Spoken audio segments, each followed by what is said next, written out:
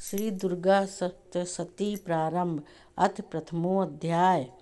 महेश ऋषि का राजा सूरत और समाधि की देवी की महिमा बताना। श्री मार्कंडेय जी बोले, सूर्य के पुत्र श्रावण की उत्पत्ति की कथा विस्तार पूर्वक कहता हूँ, सुनो। श्रावणी महामाया की कृपा से जिस प्रकार मनवंतर से स्वामी हुए उसका हाल भी सुनो। पहले स्वारिचिस नामक मनवंतर में चैत्रवंशी राजा सूरत नाम के एक राजा थे।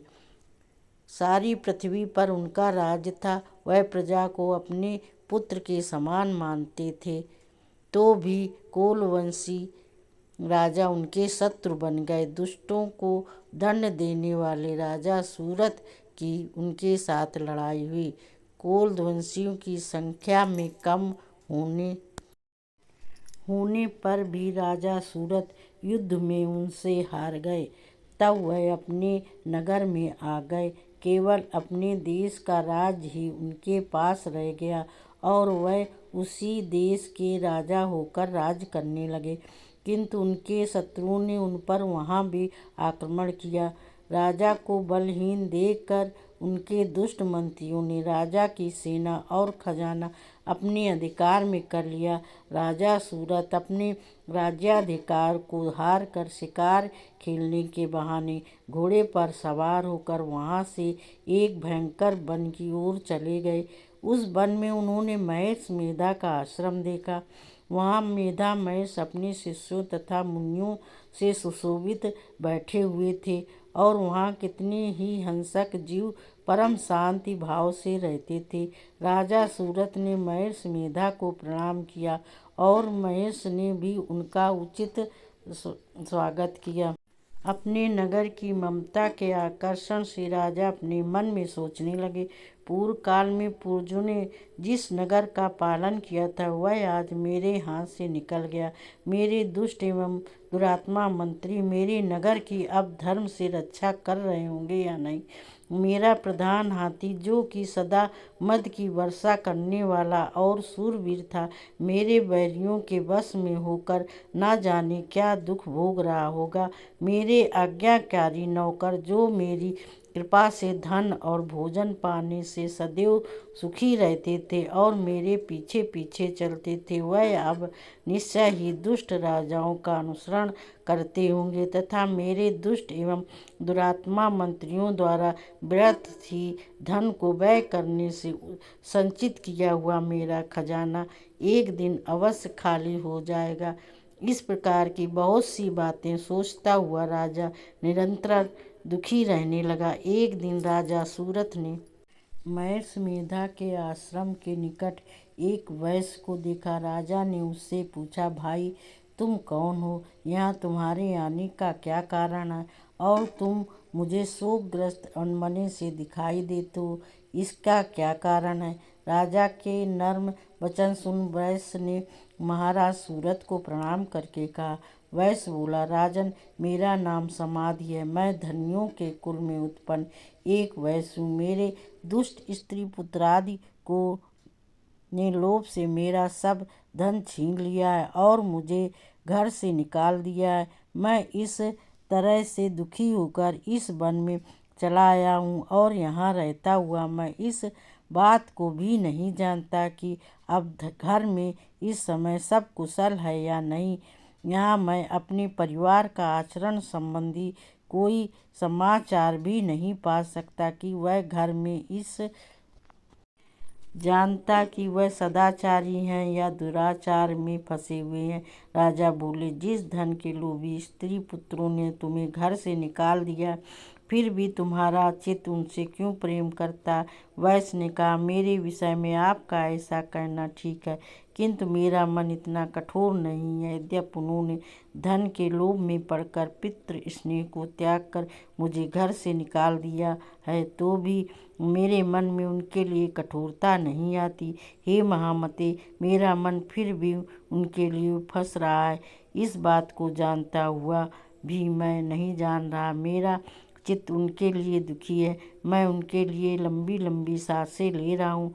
उन लोगों में प्रेम नाम को नहीं है, फिर भी ऐसे स्नेहियों के लिए मेरा हृदय कठोर नहीं होता। महेश मार्कंडेय जी ने कहा, हे ब्राह्मण। इसके पश्चात महाराजा सूरत और वह वैश्य दोनों महर्षि मेधा के समीप गए और उनके साथ यथायोग्य न्याय संभाषण करके दोनों ने वार्ता आरंभ की।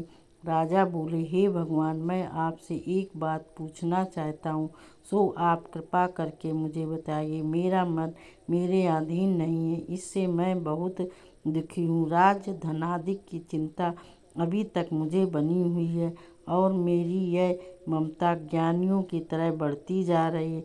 और यह समाधि नामक वैश्य भी अपने घर से अपमानित होकर आया है।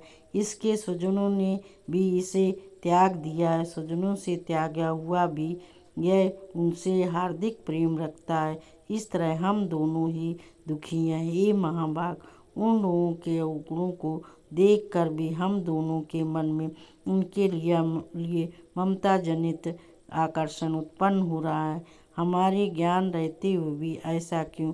अज्ञानी मनुष्यों की तरह सब जंतुओं को है।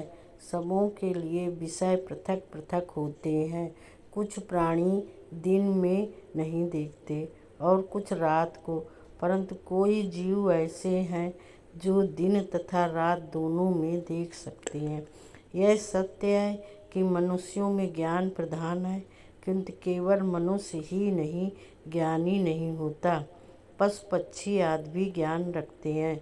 जैसे यह पशु पक्षी ज्ञानी है, वैसे ही मनुष्य का ज्ञान है। और जो ज्ञान मनुष्यों में है, वैसे ही पशु पक्षियों में है तथा अन्य बातें भी दोनों में एक जैसी पाई जाती हैं।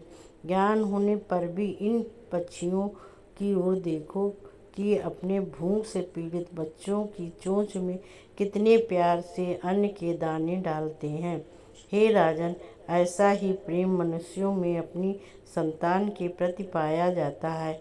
लोभ के कारण अपने उपकार का बदला पाने के लिए मनुष्य पुत्रों की इच्छा करते हैं और इस प्रकार मोह के गड्ढे में गिरा करते हैं। भगवान श्री हरि की जो माया है, उसी से यह संसार मोहित हो रहा है। इसमें आश्चर्य की कोई बात नहीं है, क्योंकि यह भगवान विष्णु की योग निद्रा है। यह माया ही तो है जिसके कारण संसार मोह में जकड़ा हुआ है। यही महामाया भगवती देवी ज्ञानियों के चित्त को बलपूर्वक खींचकर मोह में डाल देती हैं और उसी मोह के द्वारा संपूर्ण जगत की उत्पत्ति होती है। यही भगवती देवी प्रसन्न होकर मनुष्य की मुक्ति प्रदान करती हैं। यही संसार के बंधन का कारण है तथा संपूर्ण ईश्वरों को भी स्वामिनी है। महाराज सूरत ने पूछा, भगवान, यह देवी कौन सी है जिसको आप महामाया कहते हैं? हे ब्राह्मण, यह कैसे उत्पन्न हुई और इसका क्या कार्य है? उसके चरित्र कौन कौन से हैं? प्रभु, आपका जैसा प्रभाव हो, जैसी स्वरूप हो, वह सभी कृपा करके मुझसे कहिए। आपसे सुनना चाहता हूँ। महेश मेधा बोले, राजन, यह महादेवी तो नित्य स्वरूपा है। उसके द्वारा यह संसार रचा गया है। तब भी उसकी उत्पत्ति अनेक प्रकार से होती है। वह सब आप मुझसे सुनो। वह देवताओं का कार्य सिद्ध करने के लिए प्रकट होती है। उस समय वह उत्पन्न हुई कहलाती है। संसार की जलमय करके जब भगवान विष्णु योग निद्रा का आश्रय लेकर शेष शैया पर सो रहे थे, तब मधुकैटभ नाम के 2 असुर उनके कानों के मैल से प्रकट हुए और वह श्री ब्रह्मा जी को मारने के लिए तैयार हो गए। श्री ब्रह्मा जी ने जब उन दोनों को अपनी ओर आते देखा और यह भी देखा कि भगवान विष्णु योग निद्रा का आश्रय लेकर सो रहे हैं, तो वह उस समय श्री भगवान के जगाने के लिए उनके नेत्रों में निवास करने वाली योग निद्रा की स्तुति करने लगे। श्री ब्रह्मा जी ने कहा, हे देवी, तुम ही स्वाहा, तुम ही स्वधा और तुम ही वशष्ठकार हो। स्वर भी तुम्हारा ही। स्वर स्वरूप है। तुम ही जीवन देने वाली सुधा हो।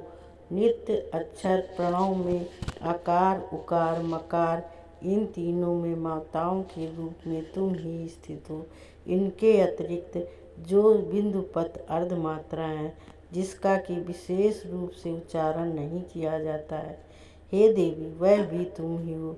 हे देवी संध्या सावित्री तथा परम जननी तुम ही हो। तुम इस विश्व को धारण करने वाली हो। तुमने ही इस जगत की रचना की है और तुम ही इस जगत का पालन करने वाली हो और तुम ही कल्प के अंत में सबको भक्षण करने वाली हो। हे देवी जगत की उत्पत्ति के समय तुम सृष्टि रूपा होती हो, पालन काल में स्थित रूपा हो और कल्प के अंत में संहार रूप धारण कर लेती हो। तुम ही महाविद्या महामाया महामेधा महारात्रि और मोहरात्रि, तुष्टि शांति और क्षमा भी तुम ही हो। तुम खड्ग धारणी शूल धारणी घोर रूपा तथा गदा चक्र शंख और धनुष के धारण करने वाली हो। बाण भसुंडी और परिध यह भी तुम्हारी ही अस्त्र है। तुम सौम्य और सौम्यतर हो। यही नहीं बल्कि जितनी भी सौम्य तथा सुंदर वस्तुएं हैं इस संसार में हैं, उन सब से बढ़कर ही सुंदर तुम हो। पर और अपर सबसे परे रहने वाली सुंदर तुम ही हो। हे सर्वस्वरूपी देवी, जो भी सत असत पदार्थ हैं और उनमें जो शक्ति है वह तुम ही हो। ऐसी अवस्था में भला तुम्हारी स्तुति कौन कर सकता है। इन संसार की सृष्टि पालन और संहार करने वाले जो भगवान हैं, उनको भी जब तुमने निद्रा के वशीभूत कर दिया है, तो फिर तुम्हारी स्तुति कौन कर सकता है। मुझे भगवान विष्णु तथा भगवान शंकर को शरीर धारण कराने वाले तुम ही हो। तुम्हारी स्थिति करने की शक्ति किसमें है। हे देवी तुम तो अपने इन उदार प्रभावों के कारण ही प्रशंसनीय है। मधु और कैटभ जो भयंकर असुर हैं, इन्हें तो मुँह में डाल दो और श्री हरि भगवान विष्णु को भी जल्दी जगा दो और इनमें इनको मार डालने की बुद्धि भी उत्पन्न कर दो। महेश मेधा बोले, हे राजन, जब श्री ब्रह्मा जी ने देवी से इस प्रकार स्तुति करके भगवान को जगाने तथा मधु और कैटभ को मारने के लिए कहा, तो वह भगवान श्री विष्णु के नेत्र मुख नासिका बाहु हृदय और वक्ष स्थल से निकलकर श्री ब्रह्मा जी के सामने खड़ी हो गईं।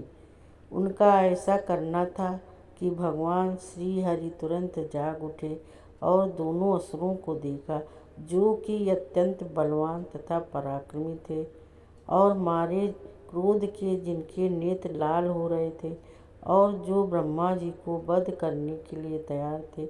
तब क्रुद्ध हो उन दोनों दुरात्मा असुरों के साथ भगवान श्री हरि पूरे 5000 वर्ष तक लड़ते रहे। एक तो वह अत्यंत बलवान तथा पराक्रमी थे, दूसरे महामाया ने भी तुम्हारी वीरता से अत्यंत प्रसन्न है। तुम हमसे कोई वर मांगो। भगवान ने कहा, यदि तुम मुझ पर प्रसन्न हो तो अब तुम मेरे हाथों से मर जाओ। बस इतना सा ही वर मैं तुमसे मांगता हूँ। यहाँ दूसरे वर से क्या प्रयोजन है। महेश मेधा बोले, इस तरह से जब वह धोखे में आ गए और अपने चारों ओर जल ही जल देखा, तो भगवान श्री हरि से कहने लगे, जहाँ पर जल न हो, सूखी जमीन हो, उसी जगह हमारा वध कीजिए। महेश मेधा कहते हैं, तथास्तु कहकर भगवान श्री हरि ने उन दोनों को अपनी जांघ पर लिटाकर उन दोनों के सिर काट डाले। इस तरह से यह देवी श्री ब्रह्मा जी की स्तुति करने पर प्रकट हुई थी। अब तुमसे उनके प्रभाव का वर्णन करता हूँ, सो सुनो। श्री मार्कंडेय पुराण में सार्वणिक मनवंतर की कथा के अंतर्गत देवी महात्म्य का पहला अध्याय पूरा हुआ।